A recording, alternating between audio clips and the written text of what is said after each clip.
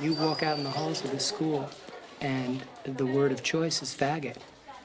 And to me, there's, you know, I react the same way when I hear a girl called a bitch. You know, I think it's, you know, it shouldn't be tolerated in a school environment. But you can't just say stop. You have to educate about it, and if you don't educate about it, it won't stop. Okay, I'm just going to say a few things about that we have to say before we start speaking. One of them is that we are not here to recruit you at all. I'm not here to try to get you to become gay or lesbian. We're just here to tell you about ourselves. So if you want to ask us any questions, that's why we're here. And so no question is a bad question. We're both volunteers. We're not paid to do this. We come into classrooms and we speak to students like you. I've been to most high schools, junior highs here in the city. I was born in Puerto Rico. My dad's Mexican, so I'm half of each. My dad was a pastor in a Pentecostal church, so I grew up in the church, and very religious. And I came out when I was 17, and I'm now at State studying psychology. I'm Donna, and I'm 24, and I grew up in Connecticut, actually. I'm an only child. I came out not until I was about 19 or 20. When I was your age, when I was in middle school and high school, I went out with boys, and I have some pictures I'll show you later of my prom date pictures. And it wasn't until I was in college that I started to realize that I was attracted to women. Now we're going to open it up, and you guys can ask us anything you want. Go. Being gay, like, do one have to act like a woman, or, like, how does that go? I mean, I heard that, like, gay men keep the clean house and stuff like that. How do you mostly find out that the other person is gay or a lesbian? How does your parents feel about you being a lesbian? Has anybody really, like, you know, like, when you told them you were gay, they, like, just totally said, I don't want to be your friend anymore, and just left and never saw you again or something? Is it true that a lot of gay men and lesbian women, that sometimes they dress in tight leather and stuff to show their booty to attract men and women? Like, when young ladies have short hair like this, like, they have to be a dyke or something. That's not really true, though, right? Or do a lot of dykes do that? I think it was you who said that when you were 12, like, you started to think about guys and everything like that. Did you feel, like, confused or something? Or, like, if you felt like if you had to kill yourself because you were like that or, like, something? Is there, like, a reason why you're gay? Like, was you raped, like, was you a child, or, like, go through something that came out, like, you had to, you know? If you do have kids, how old would you want them to be before you tell them? Like, if you had a choice to be, like, start all over and be straight, would you rather be straight instead of being gay? If your kids say that they want, when they grow up, they want to be gay like y'all, what would you say? Do you guys get offended when people call you, like, when they call you names? Yeah, especially if they mean it to be offensive. You know, and sometimes, like, I'll walk down the street and people, like, drive by and yell dyke out the window or something, and that's really upsetting. Like, I don't know those people. Like, there's no need for them to do that to me. And one thing, people don't get beat up because they're gay. They get beat up because they look gay. How do you guys do it? We are not allowed to talk about our personal sex lives by the Unified School District. We can't do that. And that's what we're here for anyway. I do want to say, though, that just like you might imagine, sex is not about a single act. There's a lot more involved to it. There's feelings. There's who the two people are, how they feel about each other. And there's two minds involved. I think that there are people, teachers, who think that we're going to come in and, you know, molest the kids or, like, tell them kind of really strange things about sex or something. And I've definitely come into a class with kids who obviously have pretty weird ideas and left, and we do evaluations at the end and have them just write really nice things like, you know, today I thought that gay people were all evil, and I realize now that they're just like me. So we want to thank you guys for having us. And did everyone see the pictures?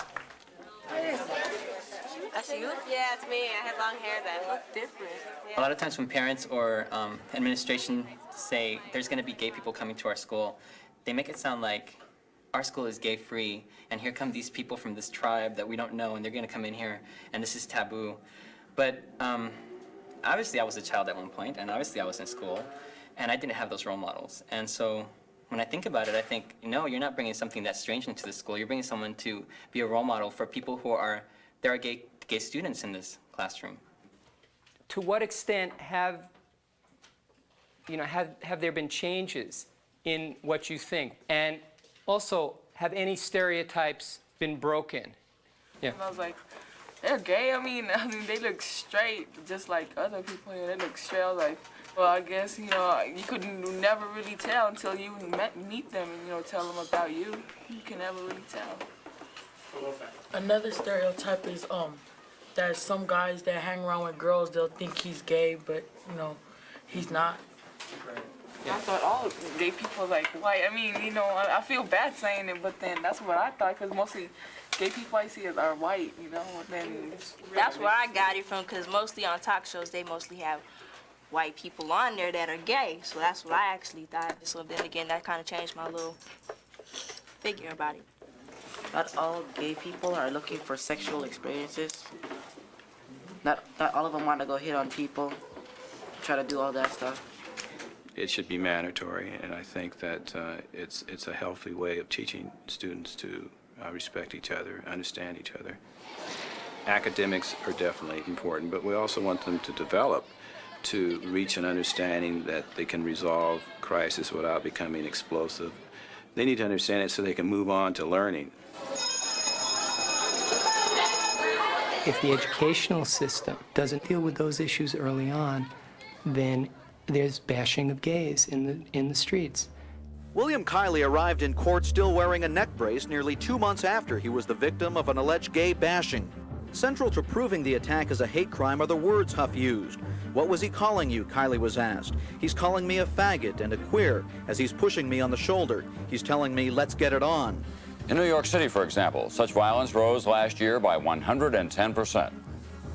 The numbers of gay men murdered are startling, but even more alarming. Most of those charged with the murders are teenagers. They should have it in elementary school. They should have the beginning discussions much, much earlier.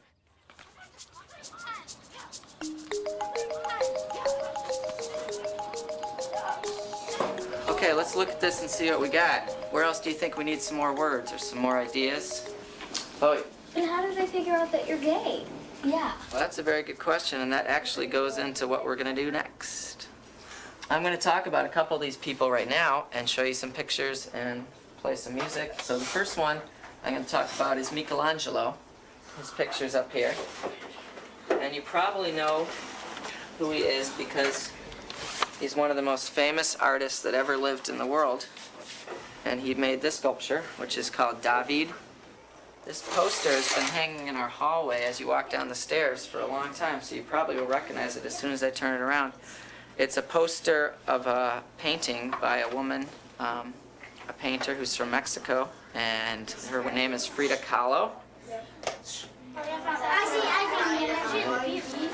I have a picture of someone who lives in Madison who's a politician, and she is my supervisor, my county supervisor in my district, and her name is Tammy Baldwin. And she's famous around the country because she's a lesbian who has decided that she wants to be in politics, and that's what she's going to do. Okay, I want you to listen to some music for a second. Nope.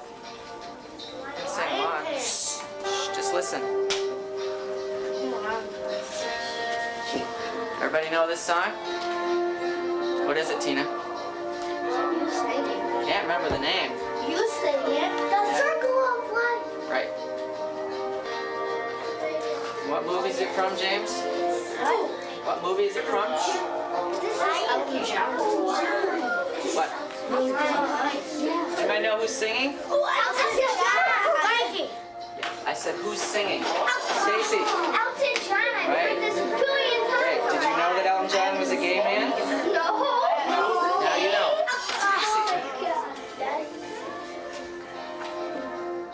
All right, thanks, David. Does it make you feel differently about listening to Elton John if you know that he's a gay man as opposed to not knowing or just assuming that he was straight? Well, I don't know. Tim, what do you think? No, I still like the music. Has anybody ever heard of Melissa Etheridge? Yeah. Yeah. She loves that. Okay, a lot of people in this room are listening to her music. She's on the front page of Rolling Stone magazine this month because she's so famous and she's made so many recordings, and she was here in Madison last year. and she is a lesbian. And her partner's name is Julie. So this is Bill T. Jones. He was also in Madison last year. He's a very famous dancer. He's an African-American man. Is he gay? Yes. All the people I'm going to show you in these pictures and talk about right now are gay or lesbian or bi. How many people saw Mrs. Doubtfire? Good. Do you recognize this man from Mrs. Doubtfire?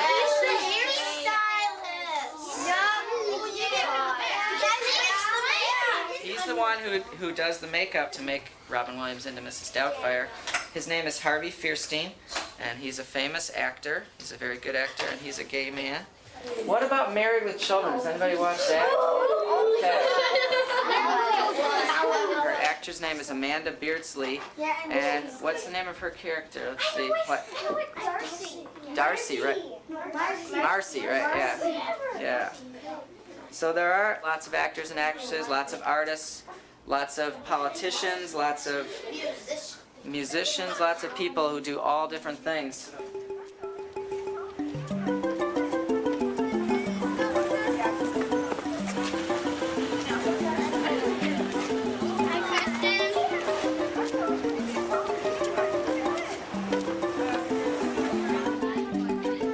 Tomorrow, Thursday, is Gay and Lesbian Pride Day, which I believe is our 4th year at Cambridge Friends School. In our classrooms, from kindergarten through 8th grade, teachers will be talking about gay and lesbian issues. We really believe that there's God in every person, and those people include homosexuals too. We don't like controversy any more than anybody else.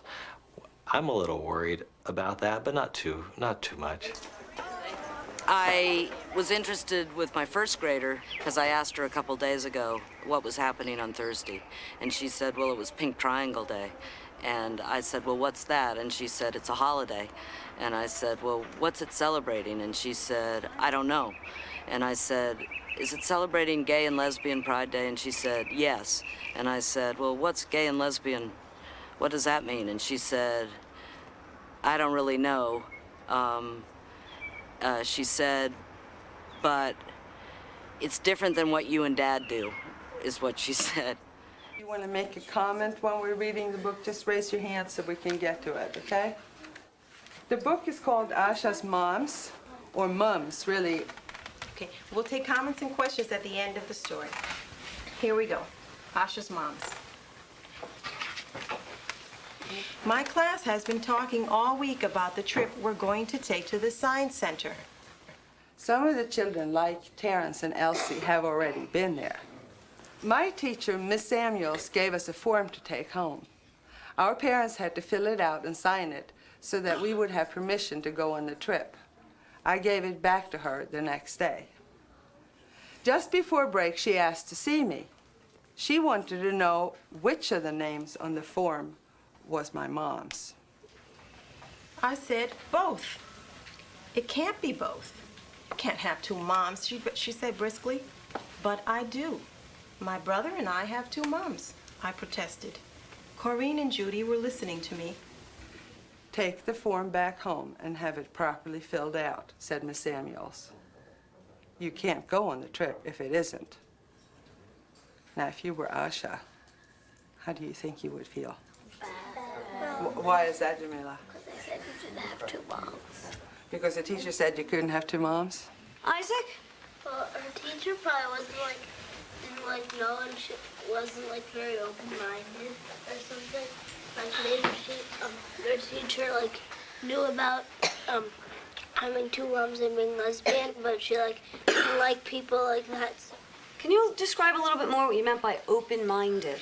Well, if you're not very open-minded, it's you don't let's say there's a new kind of vegetable or something, and if you're not very open-minded, then you won't try it, because you're not you don't like to try new things and stuff. And if you are open-minded, then you would like to try it. And then if she wasn't very open-minded, then she wouldn't she'd be prejudiced. The most challenging part has been, first of all, I'm Latina, specifically I'm Puerto Rican. first generation, so that my culture taught me that to be gay or lesbian was wrong. It was tabooed. And so I brought that with me because I don't stop being Puerto Rican when I enter this building. And here she is with her mom, one of her moms. And so I had to work really hard on that. I think that I'm a better teacher now because I know that in the classroom, I have to be here for all of my students. I have to affirm who they are. And for my children who are children of gay or lesbian families, I need to create an environment in which they feel comfortable to come in and talk about, last night we went out for pizza with my two moms. Or my two dads and I, we went out swimming. I need, because I know what it's like not to be affirmed in a classroom, because I was not as a child. You can't have two mommies, Judy insisted. Yes, she can, Rita said, turning around in her seat.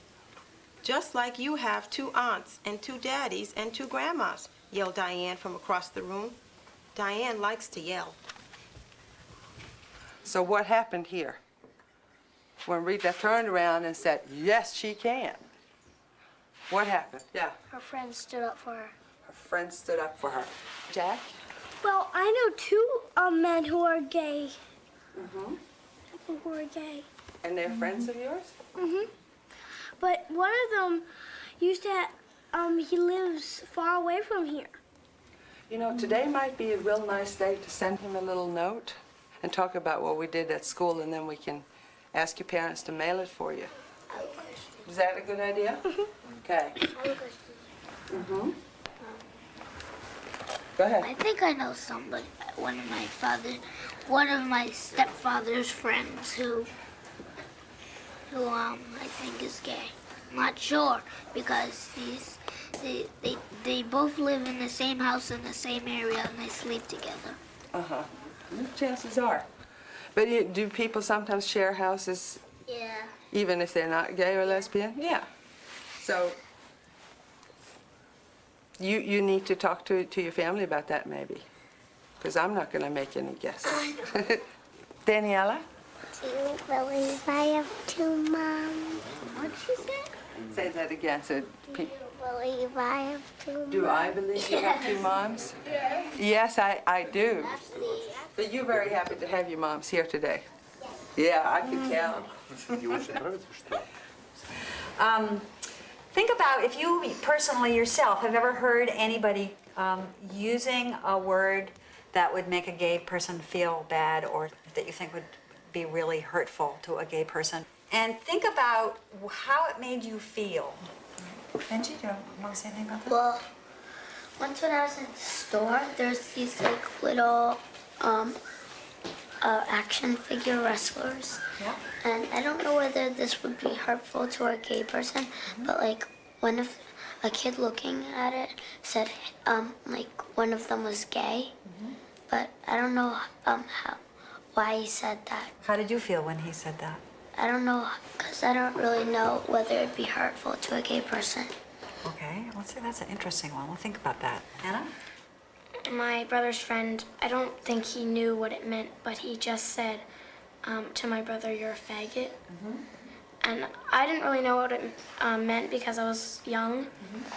But then my brother told me, and I felt really bad for the people that I knew that were gay, because there was somebody just two people that lived down the road that were lesbians. And Nina, are you remembering a time or? Well, I have a question for Anna. I don't know what it means, do you? Well, it's just a mean way of saying, like, saying to a black person, saying that you're a nigger or whatever. It's sort of like that, but a little bit different, because it's, For gay people? Yeah. I've had a lot of experiences. At this school, a lot, like, fag and faggot have been used. At this school? Yeah, and it's amazing how teachers, no offense, but it's amazing how teachers don't notice all the stuff that's going on, and even like, they don't necessarily use the word fag, but they say, "Oh, what are you, gay or something like that." And it's really, it makes you feel like weird in your stomach.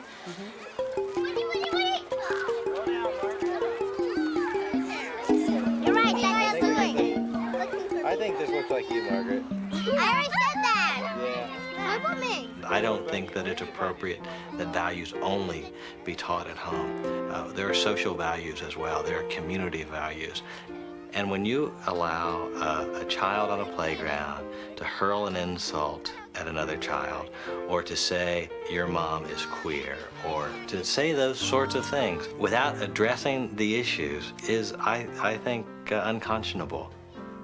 And what's the message the child gets? The child gets the message, my teachers would step in if it was wrong. My teachers would they know, my teachers would do something. And what do you do with the child who declares later that they're gay or lesbian? They've sat through this whole educational experience where teachers have let this stuff go by to think, oh, I can't ever let that teacher know, because if that teacher knew, she or he would think less of me, because when Johnny Brewster said these things in 4th grade, it was okay. That's not okay, but I think we allow the other assumptions about gay and lesbian people to go all the time because we're uncomfortable with it. Kids know